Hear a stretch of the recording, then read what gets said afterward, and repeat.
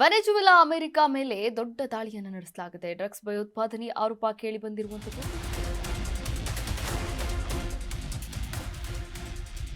Venezuela America ಮೇಲೆ ದೊಡ್ಡ ದಾಳಿಯನ್ನು ನಡೆಸಲಾಗಿದೆ. ಡ್ರಗ್ಸ್ ಭಯೋತ್ಪಾದನೆ ಆರೋಪವನ್ನು ಹೊರಿಸಿ ದಾಳಿಯನ್ನು ಮಾಡಲಾಗಿದೆ.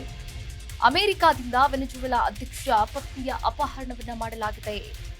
ಬೆಡ್ರೂಮ್ಗೆ ನುಗ್ಗಿ ಕಿಡ್ನಾಪ್ ಅನ್ನು ಮಾಡಿದೆ ಅಮೆರಿಕ ಎನ್ನುವಂತಹ ಆರೋಪವನ್ನು ಮಾಡ್ತಾ ಇರುವಂತದ್ದು. ಅಧ್ಯಕ್ಷ ನಿಕೋಲಸ್ ಮಡುರೋ ಪತ್ನಿ ಸಿಲಿಯಾ ಅಪಹರಣ ಆಗಿರುವಂತದ್ದು. ಕಿಡ್ನಾಪ್ ಮಾಡಿ ನ್ಯೂಯಾರ್ಕ್ ಕರೆ ತಂಡ ಯುಎಸ್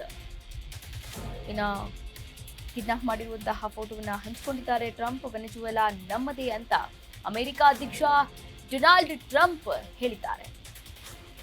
ಜಗತ್ತನ್ನೇ ಬೆಚ್ಚಿ ಬೀಳಿಸುವಂತಹ ಒಂದು ಬೆಳವಣಿಗೆ ನಡೆದಿರುವಂತದ್ದು.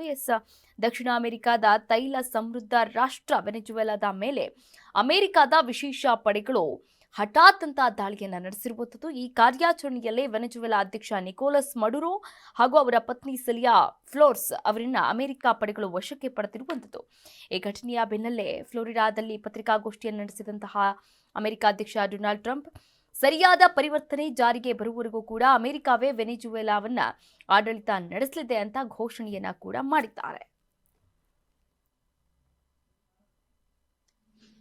Late last night and early today, at my direction, the United States Armed Forces conducted an extraordinary military operation in the capital of Venezuela. Overwhelming American military power, air, land, and sea, was used to launch a spectacular assault. And it was an assault like people have not seen since World War II.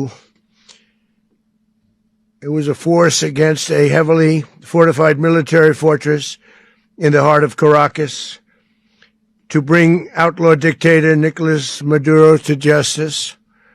This was one of the most stunning, effective, and powerful displays of American military might and competence in American history.